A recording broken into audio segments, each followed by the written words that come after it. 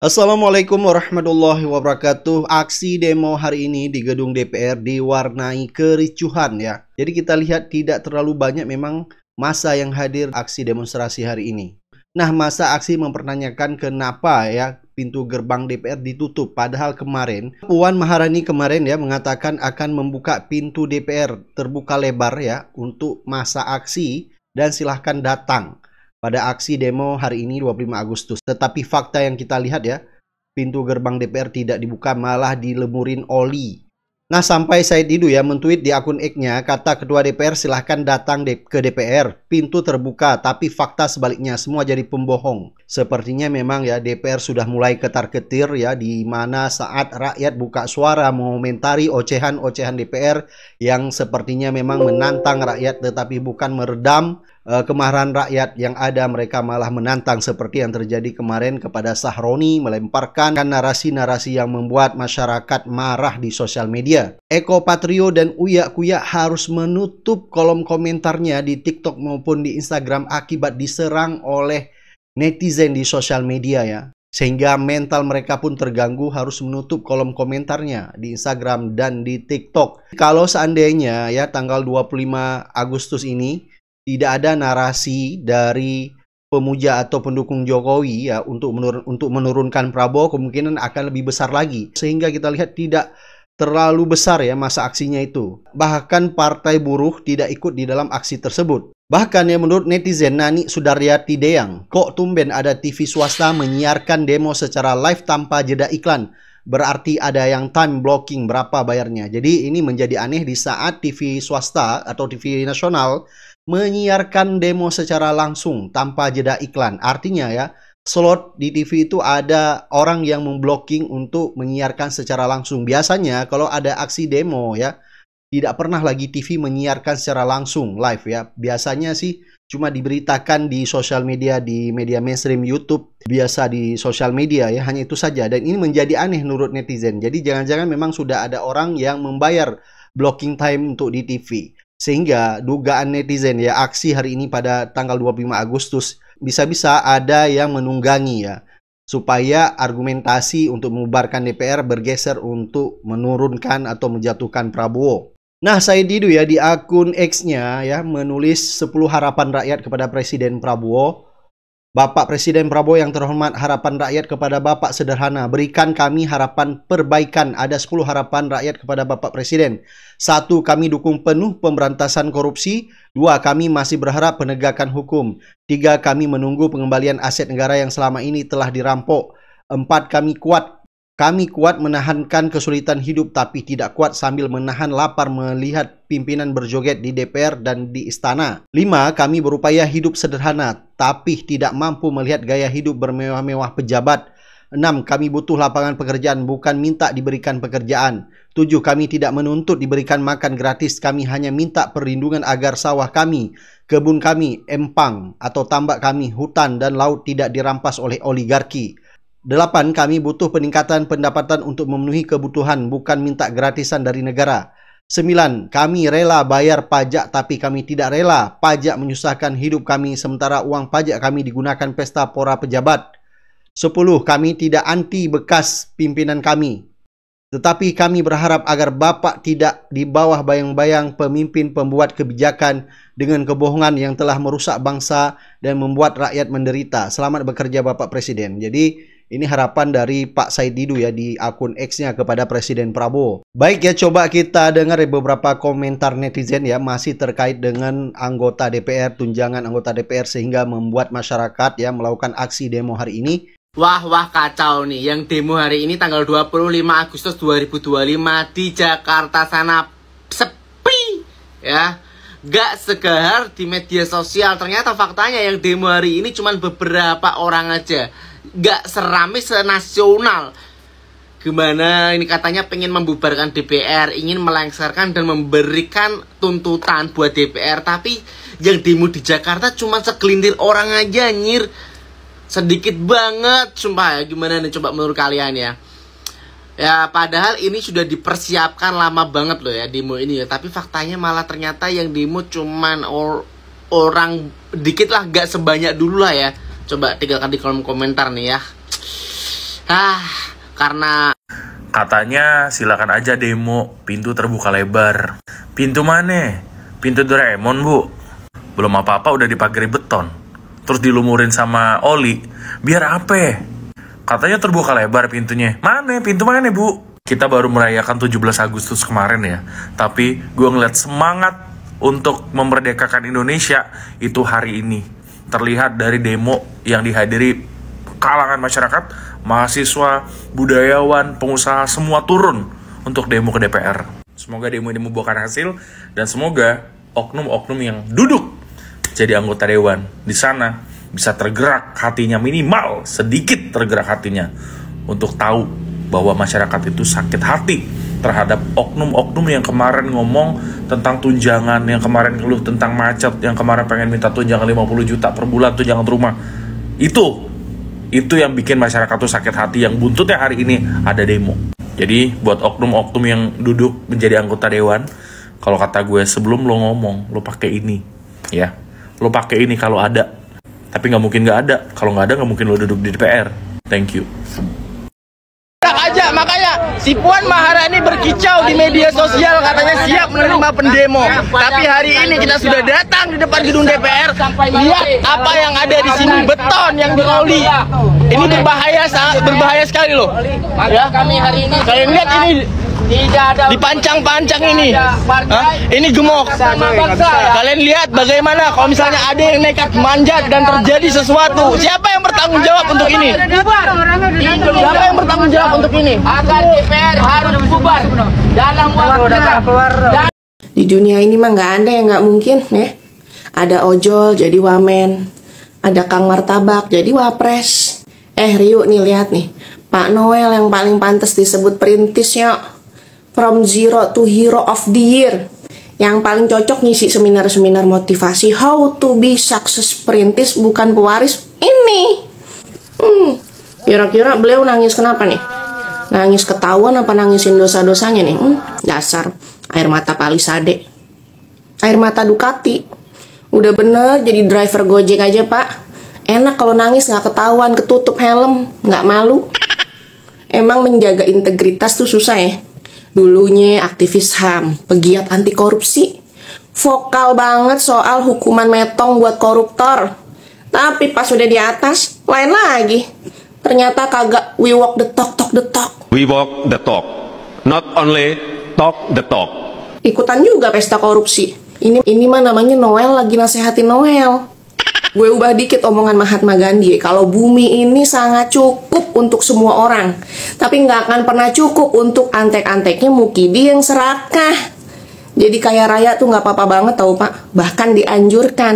Tapi ya pakai duit sendiri gitu loh, Pak. Jangan pakai duit kita. Emang nggak semua orang sih cocok jadi orkai.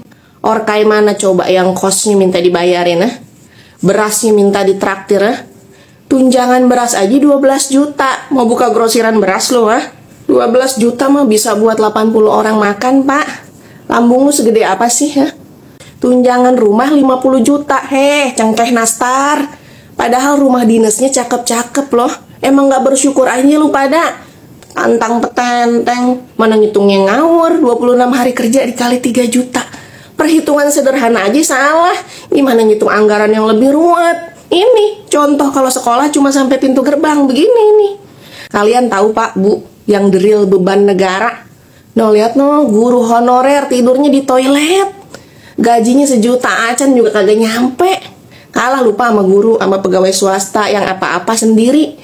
Bahkan gak cuma biayain hidupnya sendiri, malah segala bayarin gaji kalian juga lewat pajak kita. Kita yang tiap tanggal 1 udah ketar-ketir, bangga bisa jadi donatur kalian. Digaji sama rakyat tapi kerjanya nyusahin rakyat. Sampai kapan nih kita jadi tulang punggung negara? Kita yang gajinya kagak seberapa ini wajib biayain hidup mereka yang gaji sama tunjangannya gede banget lewat pajak kita. Tapi giliran pejabat, gaji sama pajaknya enak, ditanggung APBN, enak, nerima gaji penuh, nggak kayak kita banyak potongan. Mereka mau pajaknya ditanggung negara. Mungkin kita rakyat biasa mah nggak bisa bales kejoliman mereka, cuma bisa ngomel-ngomel kayak begini. Kalau kita nggak bisa bales, biarlah kontainer yang bales. Kadang kami bingung, Pak. Kami tidak tahu harus mengadu ke siapa. Kami tidak tahu harus percaya sama siapa lagi. Karena semakin keras suara kami, semakin sering hilang entah kemana. Pak Presiden, kami tahu memimpin negara ini tidak mudah. Pak Presiden, bolehkah saya jujur cerita tentang apa yang kami rasakan belakangan ini? Pertama-tama saya ingin bilang, saya bangga jadi orang Indonesia. Bangga lahir di tanah yang kaya. Bangga melihat bendera dikibarkan. Bangga mendengar anak-anak kecil tertawa. Meski rumah mereka sederhana. Bangga dengan semangat gotong royong masyarakatnya. Tapi Pak, rasa bangga itu sekarang bercampur dengan cemas. Saya jujur, saya bukan orang yang paham politik. Saya tidak mengerti soal ekonomi negara. Saya hanya rakyat biasa. Hidup sederhana, baca berita dari HP, mencoba bertahan. Dan dari berita-berita itu banyak sekali yang bikin dada sesak. Kami dengar anggota DPR dapat tunjangan puluhan juta, sementara guru honorer digaji tidak layak. Bahkan ada yang berbulan-bulan tidak digaji. Kami dengar pajak naik berkali-kali lipat, sementara di dapur kita bingung harus memilih bayar pajak atau beli beras. Kami dengar ada bayi meninggal, tubuhnya penuh cacing, dan sampai sekarang kami masih tidak bisa percaya, Pak. Di negeri sebesar ini ada anak kecil yang nyawanya hilang hanya karena akses kesehatan sederhana tidak sampai. Kadang kami bingung, Pak. Kami tidak tahu harus mengadu ke siapa. Kami tidak tahu harus percaya sama siapa lagi. Karena semakin keras suara kami, semakin sering hilang entah kemana. Pak Presiden, kami tahu memimpin negara ini tidak mudah. Kami percaya Bapak punya niat baik. Tapi rasa sakit rakyat ini nyata. Kami rasakan setiap hari. Kami tidak butuh penjelasan panjang. Kami tidak paham istilah besar. Kami hanya ingin merasa negara ini benar-benar ada untuk kami. Bahwa ketika kami lelah, kami tidak ditinggalkan. Pak Presiden, saya tetap bangga jadi rakyat Indonesia. Tapi saya takut suatu hari rasa bangga ini hilang. Berganti jadi rasa asing di negeri sendiri. Saya tidak datang untuk marah, Pak. Saya hanya ingin bilang, tolong jangan biarkan rakyat merasa sendirian. Buatlah keputusan-keputusan sederhana yang membuat kami merasa dijaga. Indonesia ini rumah kita, dan rumah ini sedang banyak kebocorannya. Kalau bukan Bapak yang memperbaiki, siapa lagi? Saya bangga, Pak, jadi orang Indonesia. Tapi izinkan kami juga benar-benar merasa aman tinggal di sini. Catat nih, orang yang cuman mental bilang bubarin DPR, itu adalah orang tolol sedunia. Saya penasaran banget ya, sebenarnya pejabat publik itu ada training komunikasi publik gak sih? Karena komunikasi publik tuh penting banget dan implikasinya tuh sangat luas, apapun yang dia katakan, apalagi mewakili rakyat, apalagi yang mau datang itu adalah rakyat yang dia wakili gitu. Seharusnya mereka tuh paham tentang komunikasi publik, ada prinsip-prinsip etika, respect atau penghormatan, dan tanggung jawab terhadap apa yang dia sampaikan kepada publik. Pemilihan kata-kata atau diksi itu harus diperhatiin banget, apalagi di situasi saat ini ya. Daripada ngomong kayak gitu, bisa nggak misalnya, ya saya memahami situasi rakyat saat ini, silakan datang ke gedung DPR karena ini adalah rumah rakyat, ini adalah rumah kalian, kita bisa bicarakan, kita cari solusi bareng-bareng, siapa tahu juga ada yang luput dari perhatian kita. Kan kayak gitu enak loh, daripada harus ngomong seperti ini gitu. Jadi pejabat publik itu kalau nggak ngerti gimana cara ngomong yang baik kepada audiens, mendingan tuh diem aja. Dipikir dulu, diem dulu, dipikir dulu, baru ngomong deh apa yang mau diomongin. Kalau kita mendengar omongan orang dewan, intelijen kita ini seolah-olah sedang dihina. Nih, kalian dengar sendiri omongannya ya. Masing-masing rumahnya itu punya problem yang beda-beda. AC-nya, hordennya, dapurnya, gasnya. Nah, itu lebih mahal.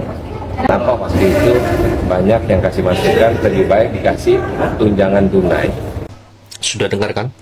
Jadi dia ini mau bilang bahwa betulin AC, betulin gorden, betulin gas itu lebih mahal daripada 50 juta anggaran rumah mereka. 50 juta anggaran rumah mereka yang per bulan itu adalah untuk menekan biaya katanya. AC apa yang perlu tiap bulan dibetulin? Hah? Gorden apa? Gorden betulin apaan sih? Gorden kan hanya perlu ganti kain. Dan kalau betulin memang habis berapa? Jutaan. Ratusan ribu juga cukup. Gas lah, kita pun gas apa? Lapis emas. Nah, pada saat dia ngomong kayak begini, makanya saya merasa seolah-olah intelijen kita ini sedang dihina. kita tahu kok 50 juta per bulannya itu kalian gunakan itu ya, kalau bukan kantongin. Bagi kalian yang sudah punya rumah di Jakarta, kan ini kan dana tambahan, asik kan, bonus kan 50 juta ini kalian kantongin. Untuk kalian yang belum punya rumah, kalian beli rumah pakai 50 juta ini. Ambil cicilan rumah atau apartemen yang 50 juta per bulan, tuh udah bagus di Jakarta kan. Itu kan kalian gunakan rumah ini. Kita tahu, Pak. Dan tolong jangan bilang sama kita itu kalian gunakan uang ini cari kos yang 1 hari 3 juta, tolong jangan ngomong kayak begitu. Itu tolol sekali bagi saya dengarnya itu nek. Dan Bapak Syaroni ini, kalau misalnya Bapak mau tahu kenapa orang-orang itu sampai ingin DPR dibubarkan, Pak, Bapak ngaca aja. Ya hal macam begini yang bikin kita malas sama anggota dewan, Pak. Anggota DPR Swedia tidak dapat tunjangan mobil dan rumah. Tugas kami mewakili rakyat, tak pantas diistimewakan.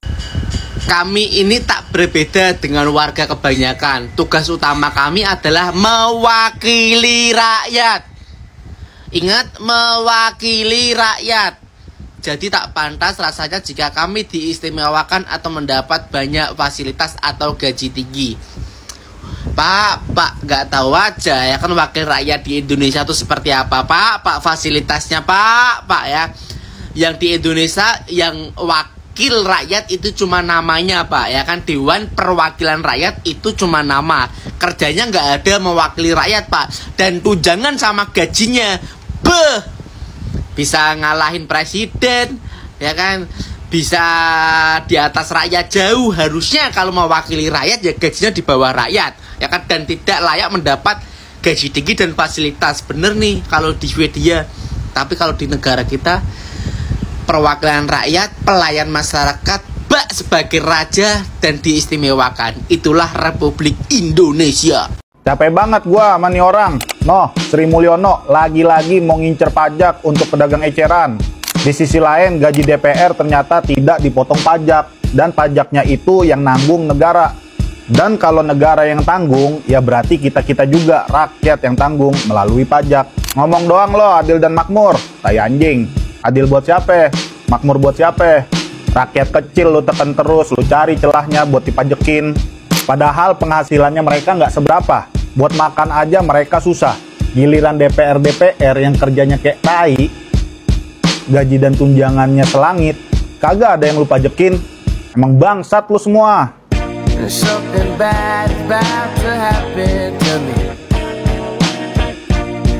Berikut adalah beberapa pernyataan blunder para anggota DPR RI soal kenaikan tunjangan rumah 50 juta rupiah per bulan. Ahmad Sahroni, Wakil Ketua Komisi 3 dari fraksi Nasdem, bilang kalau rakyat yang mengkritik soal tunjangan rumah DPR adalah orang-orang yang punya mental suka melihat orang lain susah, katanya. Ahmad Sahroni bahkan menegaskan bahwa orang-orang yang suka mengkritik DPR, khususnya orang-orang yang suka teriak bubarkan DPR, adalah orang-orang paling tolol sedunia. Sementara itu, kader Partai Nasdem lainnya, Nafa Urba, bilang rumah saya di Bintaro, saya suka terjebak macet. Ya terus, tidak kalah menyebalkan, respon dari dua kader Partai PAN ini juga bikin netizen gregetan. Saat dikritik oleh rakyat, mereka berdua malah asik joget-joget di gedung DPR. Saat kritikan makin tajam, Eko Patrio malah membalas kritikan rakyat dengan konten joget-joget lagi, seolah menantang rakyat. Sementara itu, Uya Kuya dengan PD-nya bilang, meskipun kami anggota DPR, tapi kami artis juga loh. Ya terus kalau lu artis kenapa, Uya? Deddy Sitorus dari fraksi PDIP malah terkesan merendahkan rakyat. Dia menolak anggota DPR disamakan dengan rakyat jelata seperti tukang beca dan tukang ojek. Menurutnya, orang yang menyamakan anggota DPR dan rakyat jelata adalah sesat logika. Ya elah Dedi, lu kan jadi anggota DPR juga karena dipilih oleh rakyat jelata. Sementara itu, Ketua DPR RI Puan Maharani menyatakan bahwa kenaikan tunjangan rumah bagi anggota DPR RI ini sudah melalui kajian yang sangat matang, katanya. Sudah disesuaikan dengan biaya kebutuhan tinggal di Jakarta. Dan pernyataan anggota DPR yang paling blunder dan paling gongnya adalah pernyataan dari Adis Kadir, Wakil Ketua DPR RI dari fraksi Golkar. Ia mengklaim bahwa biaya 50 juta rupiah itu katanya nggak cukup untuk biaya kos per bulan anggota DPR RI. Dia bilang 50 juta rupiah per bulan itu untuk biaya kos masih nombok, katanya. Idealnya 78 juta lah. Gua tanya, kos macam apa yang biayanya 78 juta rupiah per bulan, Kadir? Sekarang kalian paham kan kenapa rakyat benci banget sama DPR RI dan bahkan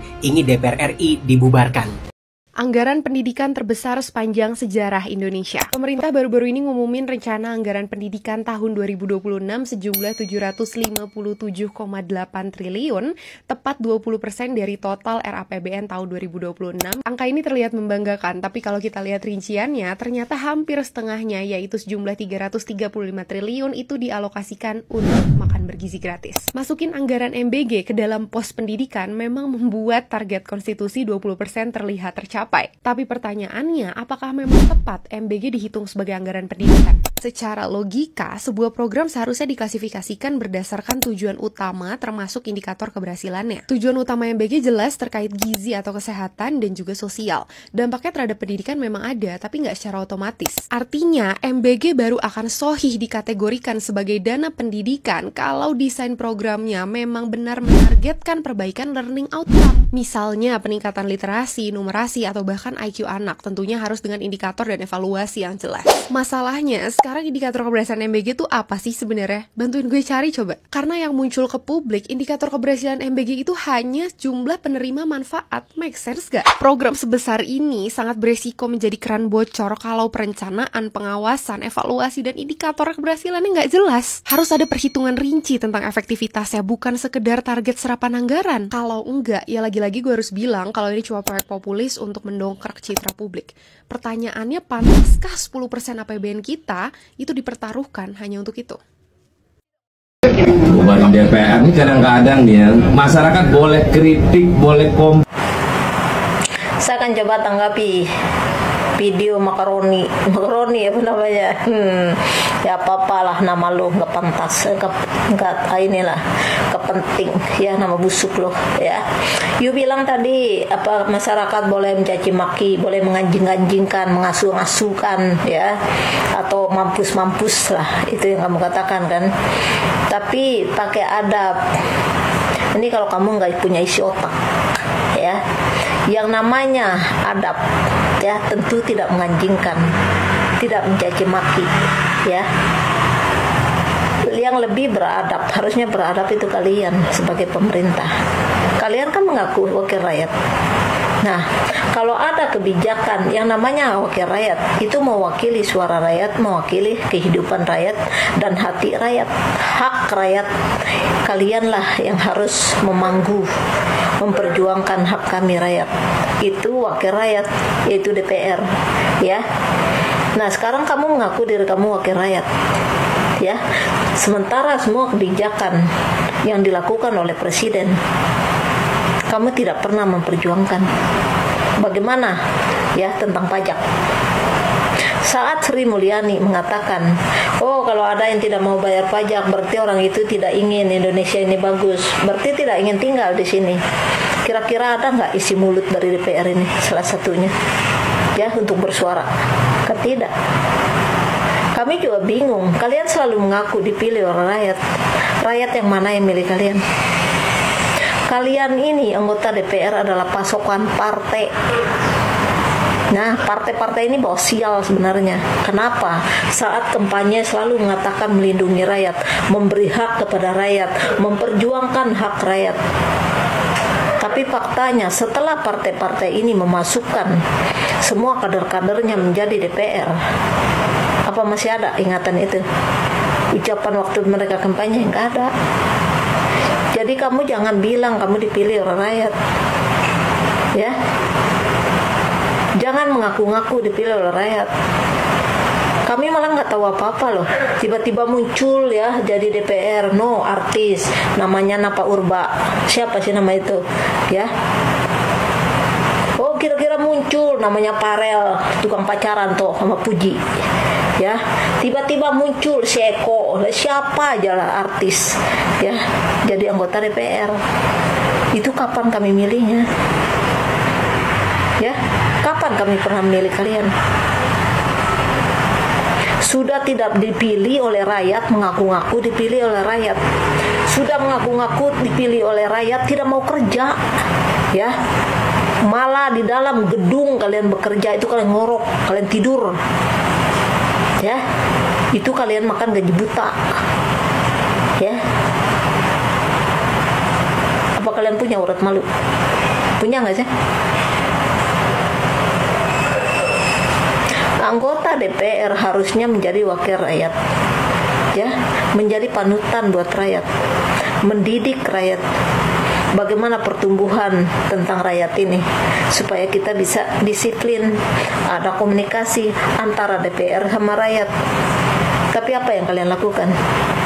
Saat rakyat demo menuntut haknya, kalian panggil atau jajarin polisi itu karena lepas gas air mata, lepaslah air, ya, tuh pukul-pukullah anak mahasiswa. Ya, kalian wakil rakyat apa penjahat? Kalian wakil rakyat apa musuh rakyat?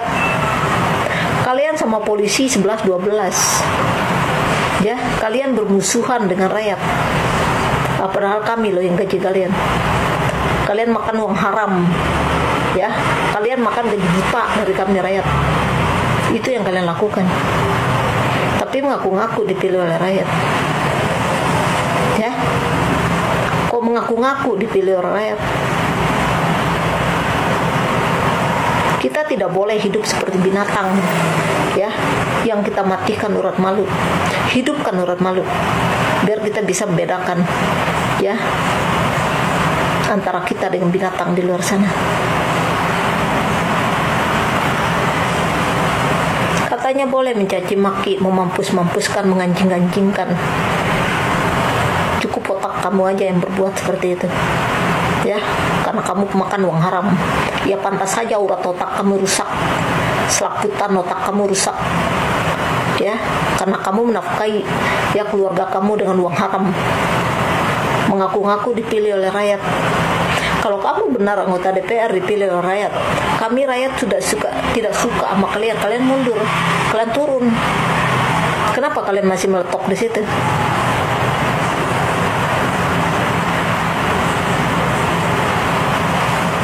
Tidak ada terwakili suara kami rakyat. Ya, kalian tidak mewakili kami rakyat. Ya, kalian jadi penjahat. Ya, jadi perampok. Malah menginjak-injak, ya, hak kami rakyat. Setiap rakyat demo selalu DPR ini mengundang para polisi, ya, untuk membunuh rakyat, menyiksa rakyat. Itu yang kalian lakukan. Tapi di sisi lain kalian mengaku diri kalian wakil rakyat, ya. Tidak ada iblis yang kami pilih untuk menjadi wakil kami. Kalian sama polisi nggak ada gunanya, ya. Kalian hanya jadi musuh rakyat di negara ini. Coba lihat kelakuan polisi, ya, bagaimana memperlakukan orang-orang demo.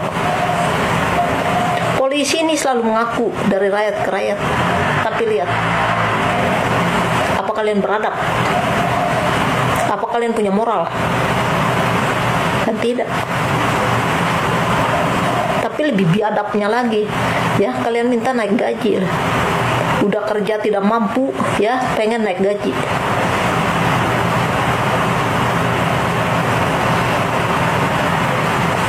Kalau kalian anggota DPR punya otak, tentu setiap demo, ya, apa yang dikatakan Puan Maharani, katanya boleh demo, pintu DPR terbuka buat kalian, boro-boro terbuka, malah menyiapkan polisi menggas air mata tuh anak mahasiswa, ya, kan biadab kelakuan kalian.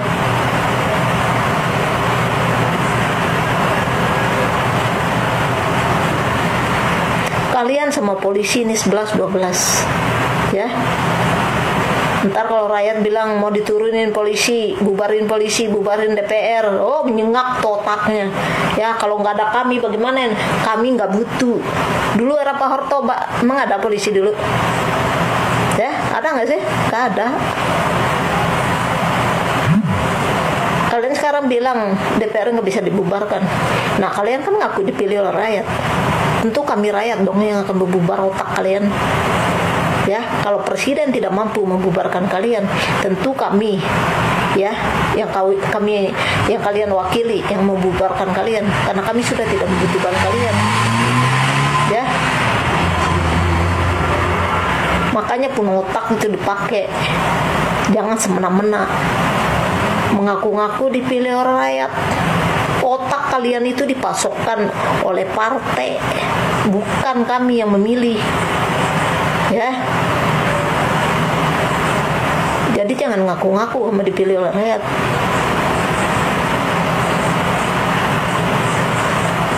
Kalau kami yang memilih wakil rakyat, tentu kami akan pilih-pilih. Ya, siapa yang pantas. Coba lihat yang masuk ke ini menjadi wakil rakyat DPR. Ya, dari artis-artis lagi, ya, pelawak-pelawak tuh masuk jadi wakil rakyat. Pantas saja negara ini rusak. Karena kalian membawa kebejatan ke otak kalian ke situ. Ya, bukan untuk kerja, malah untuk tidur, makan gaji buta, minta naik gaji lagi.